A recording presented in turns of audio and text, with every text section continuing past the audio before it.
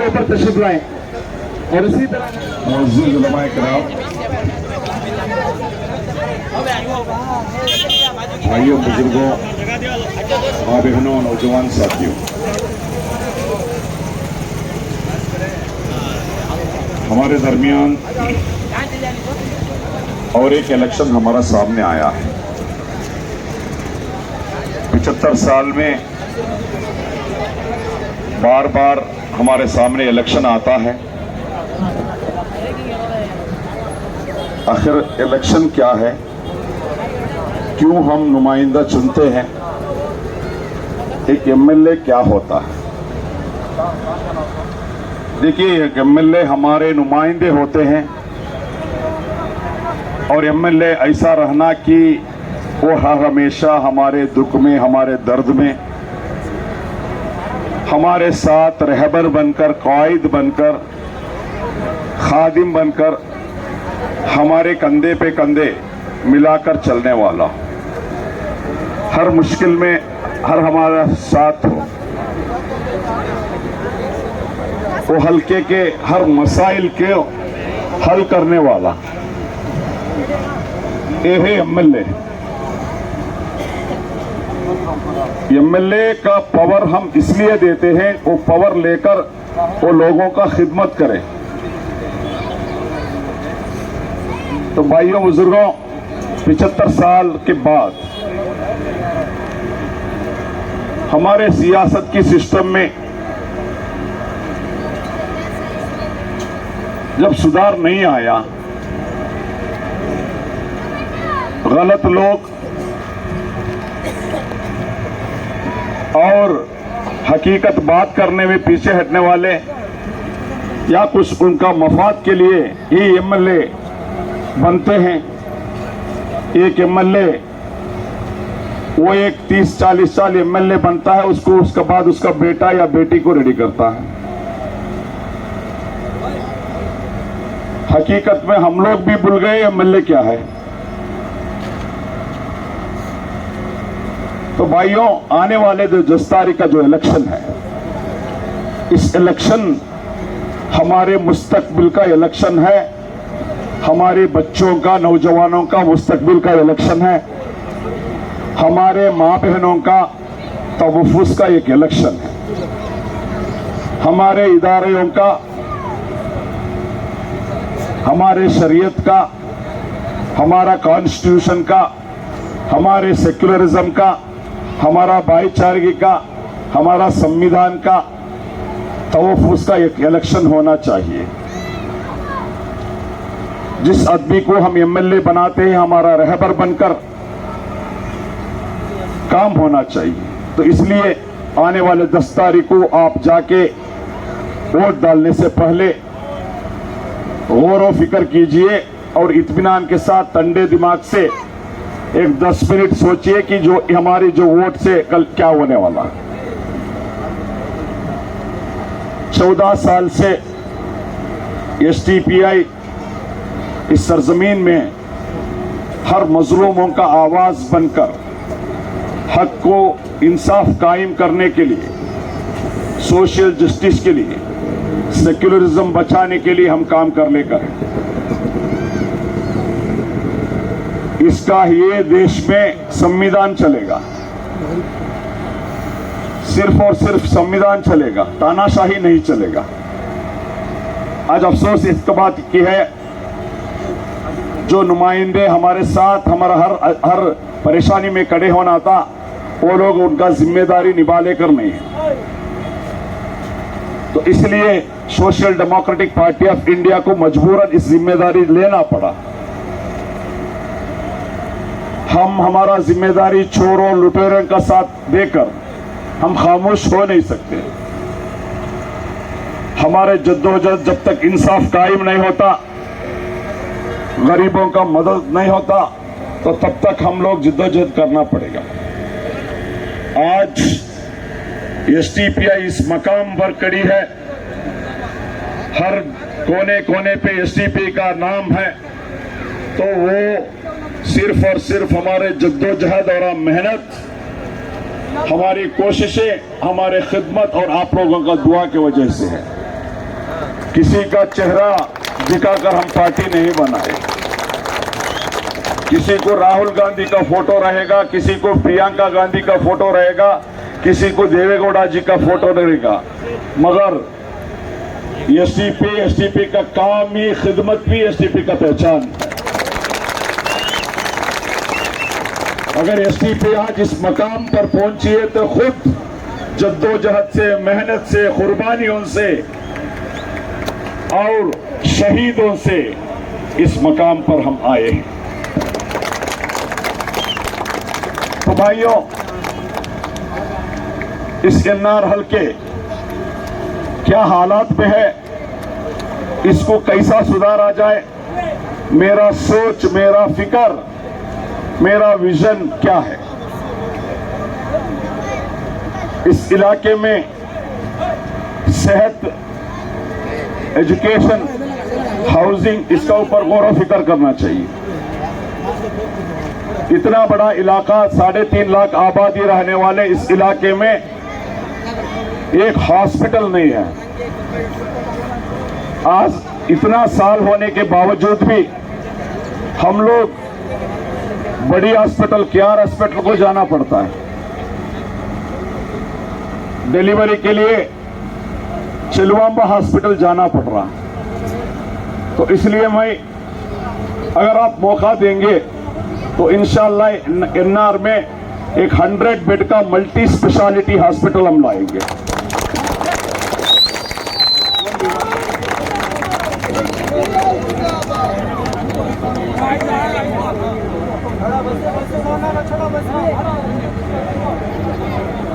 ये देखो, ये जोश से इलेक्शन नहीं चलेगा, होश से करना पड़ेगा, समझ रही? होश।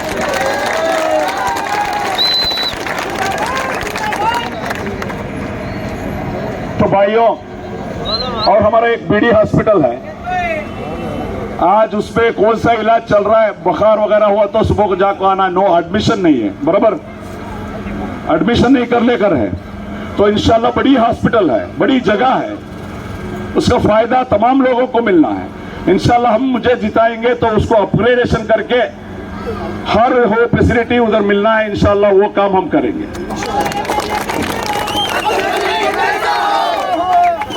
एनआर का आबादी के मुताबिक इधर 17 प्राइमरी हेल्थ सेंटर आना था, आज सिर्फ 7 है। इंशाल्लाह हर वार्ड में नंबर क्लिनिक आएगा, ये हमारा वादा है। दूसरा, इस एनआर में सिर्फ और सिर्फ 30% लोग हेल्थ इंश्योरेंस का स्कीम में आए हैं। तो इंशाल्लाह अगला 3 साल में एनआर के हर फैमिली हेल्थ इंश्योरेंस का कवरेज में आएंगे, ये हम काम करेंगे। और एजुकेशन में सबसे पीछे है, मैंने बताया पहले भी, 21 साल के बाद भी हमारा एमएलए एक डिग्री कॉलेज नहीं ला सके। हमारे बच्चे पीयूसी के बाद BA, BCom, BSc, BBA, BBM जो भी पढ़ना है, एक भी डिग्री कॉलेज एनआर में नहीं है गवर्नमेंट का, प्राइवेट को जाना है, नहीं तो सिटी को जाना है।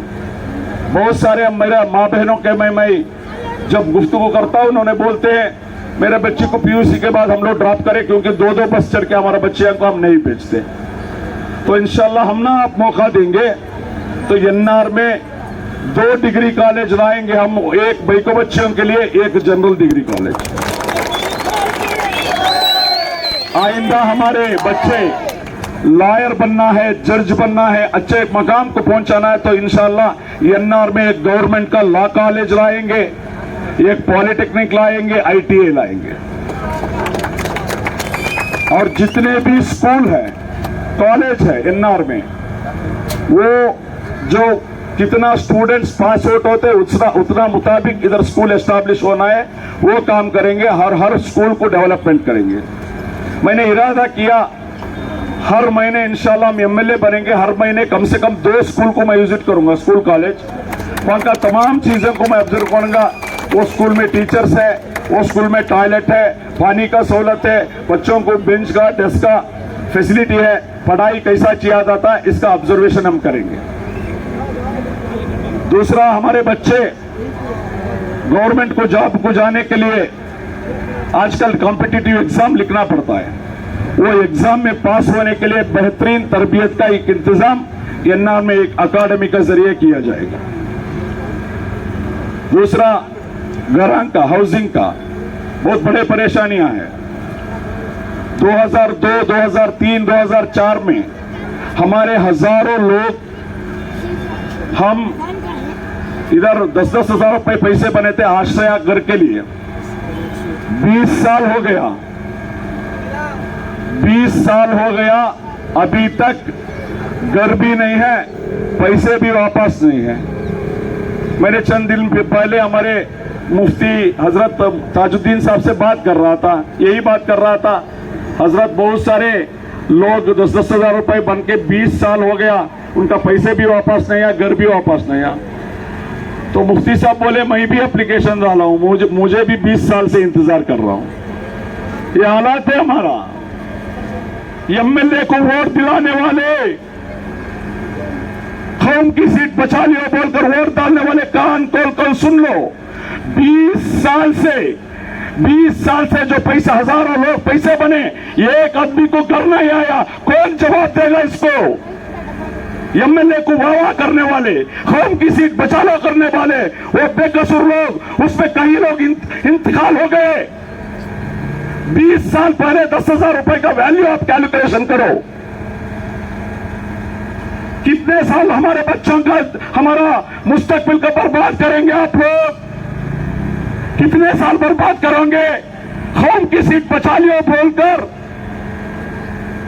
इतना बर्बादी काफी नहीं है हमारा। कोई बात को, कोई मसले को बात नहीं करेगा, किसी को नहीं बुलेगा, कुछ काम नहीं करेगा, फिर भी कौम की सीट बचा लियो बोल को वोट डालते हैं। बर्बाद कर डाले हमारे नौजवानों को, बर्बाद कर डाले हमारे मुस्तकबिल को।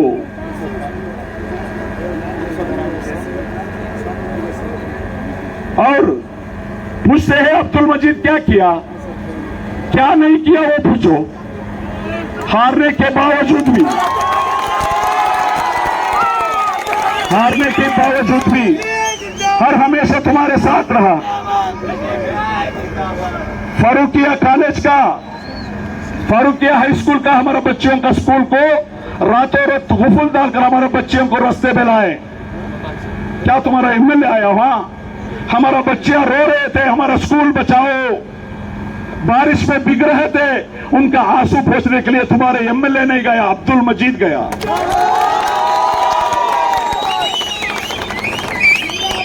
7 साल पहले रेसिया नगर के पुरी बत्ती के पास जो झोपड़पट्टी डाल के 30-40 कुछ 50 घरा है, एक सुबह फजर पढ़ के मैं बैठा था कुछ पढ़ लेकर, तो फोन आया, 304 पुलिस आया है, जेसीबी आया है, कुछ ऑफिसर आया है, ऊपरी बट्टी का जो तालाब का, जो सुक्की तालाब का गरान तोड़ने के लिए जेसीबी आकर खड़ा है।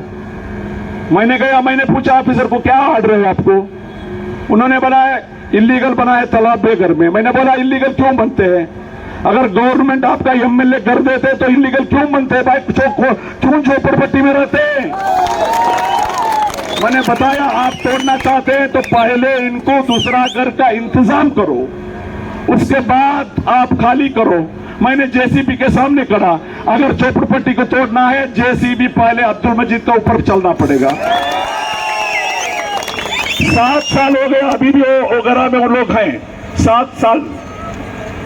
ये अब्दुल मजीद, जब कोरोना आया घर से बाहर आने के लिए लोग तैयार नहीं थे।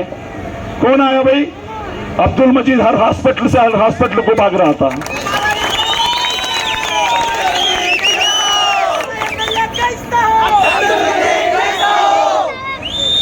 केआर हॉस्पिटल में हमारा मरीजों को आते बवाम बनकर इतना तकलीफ दे रहे थे, एडमिशन नहीं कर ले करते। आवाम लोग आवाम रो रो के आए, मदरसा बेनाइंसाफी हो लेकर है। मैंने भागा केआर हॉस्पिटल को, कोरोना बोलकर घर में नहीं बैठा। मैंने उन डॉक्टरों को पूछा क्या हो रहा है। मैंने मीटिंग बिठाया सारे डॉक्टरों का डीन के साथ, ये जो हो रहे करे वो सही नहीं है। अगर किसी मरीज को कुछ हो जाएगा मैं छुप के छोड़ने वाले नहीं हूं, आपको एक एक के ऊपर एक्शन लूंगा। तो उसके बाद मीटिंग बिठा के वो लोग माफी पूछे मुझे, कुछ ग्रुप डी कैसे वजह से ये हुआ है। उसके बाद जो तमाम चीजें सही हुआ, हॉस्पिटल में लोगों को बेडन दिलाने का, बिल कम कराने का, ऑक्सीजन देने का, फ्री एम्बुलेंस का, फूड का, ये तमाम इंतजाम करे। कहीं कोई इधर स्पीच कर रहे थे, ये तमाम चीजें चंदा लेकर करे। 1,500 मैयतों को हम दफनाए हैं, किसी फैमिली के 1 रुपए नहीं लिए हम लोग।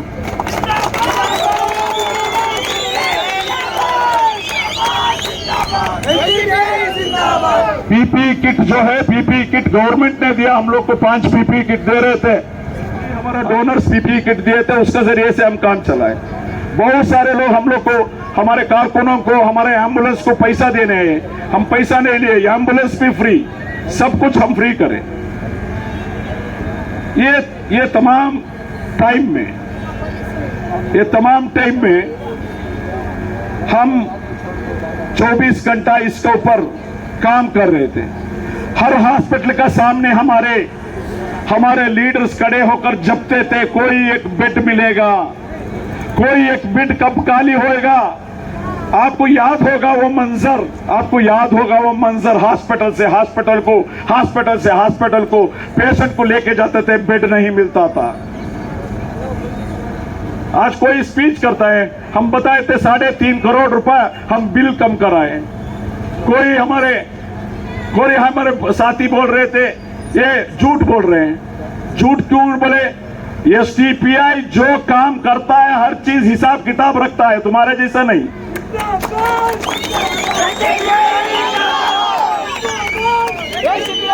क्योंकि हर महीना हमारा निजाम ऐसा है, हर महीना हमारे कमेटी क्या काम किए उसको रिपोर्ट देना पड़ता है, हिसाब किताब पक्का रहता है। हम हिसाब किताब के बुनियाद पर जो लीडर बात किया हमारे साथ रहने वाला वो लीडर था, उसको तमाम चीजें मालूम है, हमारा निजाम क्या है, हमारा इंतजाम होता है, 1-1 रुपए का हिसाब किताब होता है, वो लीडर को मालूम। स्टेट कमेटी में काम कर रहा था, अभी शेर साहब का पीछे स्पीच कर लेकर फिर रहा है। पहले एक इंडियन नेशनल को गया, उसके बाद जनता दल को गया, उसके बाद कांग्रेस को। हर सीजन को एक पॉलिटिकल पार्टी में जाता है, ऐसा बयान करता है। तो भाइयों, एसटीपीआई आपकी आवाज बनकर आपकी खिदमत करना चाहता है और हर हमेशा आपका साथ रहना चाहता है। आपके तवफ़ुज़ के बारे में हर हमेशा फिक्र करता है। इंशाअल्लाह आने वाले दिन ये जो आप पर जिताएंगे तो इधर से एक इंकलाब आएगा और तारीख याद रखेगा। अगर मुझे जिताएंगे, एसटीपीआई को जिताएंगे तो तारीख आपको याद रखेगा, क्योंकि और सारे दुनिया आपके लिए दुआ करेगा, क्योंकि एक सच्चे ईमानदार हक पर बोलने वाला, ईमानदारी से बोलने वाला, बेबाक बोलने वाला एक पार्टी और एक लीडर को आप जिताएंगे तो सारे दुनिया आपके लिए दुआ करेंगे इंशाअल्लाह। तो भाइयों,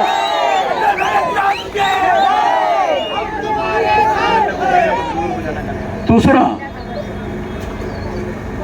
पुडियान डालने को ही इन एक सीट जीत को क्या करते थे बोलकर,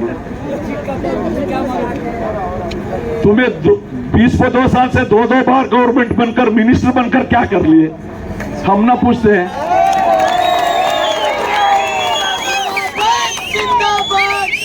पहले तो जिता के देखो तो क्या करेंगे। बिना एमएलए से ऐसा एक काम कर सकते हैं? एक एमएलए नहीं है, एक एमपी नहीं है, उसका बावजूद भी इस मकाम पर पहुंचे हैं। दुश्मन का मुंह में भी हमारा नाम आता है तो समझो तुम हमारा ताकत।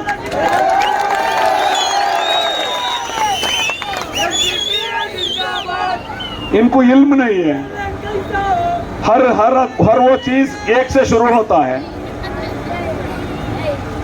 आपको मैं याद दिलाना चाहता हूं, झारखंड में मधुकोड़ा बोलकर एक एमएलए जीता, एक ही एमएलए, किसी को हुकूमत में मेजॉरिटी नहीं आया, एक ही जीता था मधुकोड़ा। उसने बोला मैं सपोर्ट करना है तो मुझे सीएम बनाना है, एक रहकर वो चीफ मिनिस्टर बना। तारीख है ये, 16 सीट रख लेकर 16 MP सीट रख लेकर देवेगौड़ा जी प्राइम मिनिस्टर बने। 2008 में जो 6 लोग इंडिपेंडेंट जीते थे, 6 लोग भी मिनिस्टर बने। 6 लोगों को 100 करोड़ का डेवलपमेंट का पैसा दिए।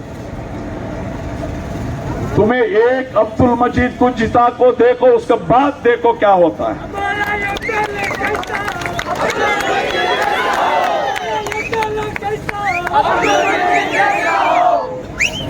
तो भाइयों, एक जीत कर क्या करते बोल को जिता को देखने के बाद, एक मौका देने के बाद मालूम हो जाएगा।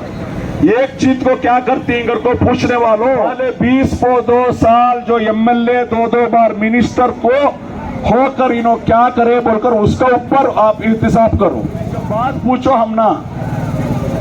समझ में आ रहा? तो इंशाल्लाह ज्यादा वक्त नहीं है और हमारे पास सिर्फ और सिर्फ 2 दिन बाकी है। साथियों, मैंने बताया जोश से काम नहीं चलेगा।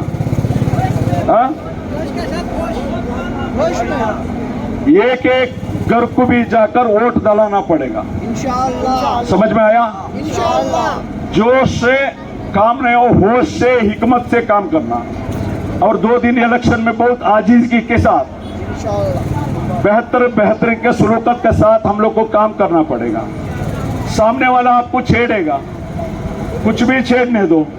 अगर किसी को 2 मार मारा तो मार खाओ, कुछ भी करने का नहीं। समझ में आ रहा? इंशाअल्लाह। आपको उछालने के लिए, आपको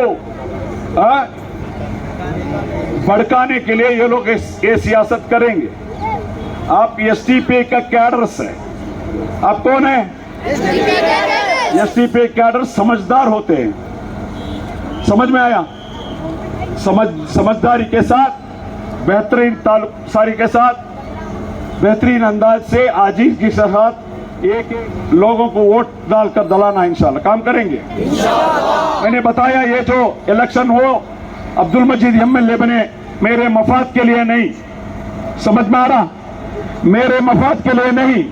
मैं MLA बनूं या नहीं बनूं, मेरे जिंदगी में कुछ फर्क पड़ने वाला नहीं। समझ में आ रहा? क्योंकि हम इस पार्टी बनाए, हम इस रास्ते में इसलिए आए, हर वो आदमी, मैं, मेरे बीवी, मेरे बच्चे, मैं अच्छे रहे तो बस दुनिया कुछ भी हो जाने बोलकर सोचे तो इस कौम का, मजलूमों का कौन सोचेगा?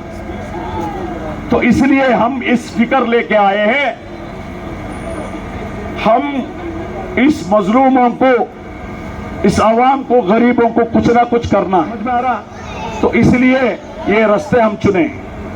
तो मेरे मफाद के लिए मैं नहीं कर रहा, या STPI का मफाद है। ये काम, एक मेहनत किसके लिए है? किसके लिए है? कोरोना का काम खिदमत करते करते 2 हमारे साथी इंतकाल हो गए, आपको मालूम, शहीद हो गए, मेडिकल ज़का और हमारे खलीलुर रहमान। ये सब किस लिए कर रहे हैं? आपके लिए, आवाम के लिए, मजलूमों के लिए। तो ये जो पार्टी किसका, ये पार्टी किसका है? अब्दुल मजीद किसका है? अब्दुल मजीद MLA किसके लिए बन रहा है? आपका खिदमत करने के लिए बन रहा है। पार्टी तुम्हारा, अब्दुल मजीद तुम्हारा, अब्दुल मजीद तुम्हारा खिदमत। तो इलेक्शन कौन चलाना? मैं चलाना कि इलेक्शन कौन चलाना? जिम्मेदारी किसका? हमें 360 दिन भी, हमें रात दिन हमें मेहनत कर रही, हमें तुम्हें 365 दिन भी आओ कर को नहीं बोलते। कम से कम एक 3-4 दिन बाकी है, हमारे सपोर्ट करो। समझ रही? हम ना सपोर्ट करो, हम ना सपोर्ट करो, आपका खिदमत के लिए तैयार है। समझ में आया? मैंने बताया 17 साल हो गया मैं इस खिदमत पे पहुंचकर, इस जद्दोजहद में, इस तहरीक में। इस 17 साल में रात में सोने वक्त मेरा फोन स्विच ऑफ नहीं करता मैं, सिर्फ नमाज में स्विच ऑफ होता है, मैं रात में स्विच ऑफ नहीं करता। वजह क्यों? क्योंकि 12 बजे, 1 बजे, 2 बजे कोई हमारे आदमी, कहीं एक्सीडेंट हो गया, कोई परेशानी हो गया, कोई मुश्किल हो गया, किसी को फोन का जरूरत है, ऐसा कुछ खिदमत के लिए फोन करेगा। अगर मैं स्विच ऑफ करके रखेगा तो उसको तकलीफ हो जाएगा। तो इसलिए हम लोग इस खिदमत में लगे रहते हैं। तो इसलिए भाइयों बुजुर्गों दोस्तों, आने वाले 10 तारीख को एक एक फर्ज को, एक एक वोटर को गैस सिलेंडर सीरियल नंबर 5 को वोट दिलाने का काम कौन करेगा? हमारा सीरियल नंबर कौन सा? हमारा निशान कौन सा? इलेक्शन कौन चलाएगा? इलेक्शन अवाम चलाएगा, ये तारीख लिखेगा। समझ में आए? शुक्रिया, जज़ाकल्लाह। दोस्तों से, मेरे दोस्तों का मैं तहे दिल से शुक्रगुजार हूँ कि पिछले 20 साल से लगातार कांग्रेस के पीछे काम करते आ रहे थे। आज उनको समझ में आ गया एसडीपीआई क्या काम कर रही है, वो हमारा साथ भरपूर दे रहे हैं। तमाम इसी तरह से भरपूर साथ दे और तमाम से गुजारिश है कारवान के पीछे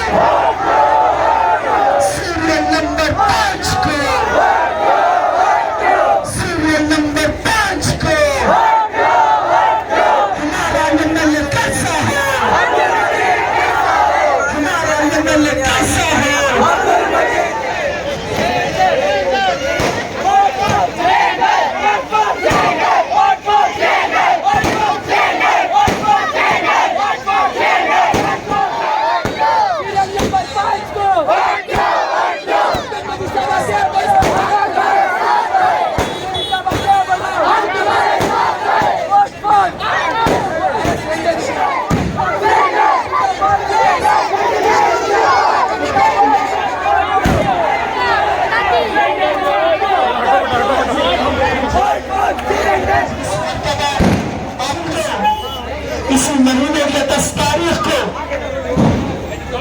आपका खिदमत और लोग हमारे और आपके चहीते जनाब अब्दुल मजीद साहब को आप अपना खिदमत और लोग देकर कामयाब करें। इनका निशान है cylinder, cylinder, cylinder, cylinder, cylinder के निशान सीरियल नंबर 5, सीरियल नंबर 5 को आप अपना खिदमत और लोग देकर कामयाब करें।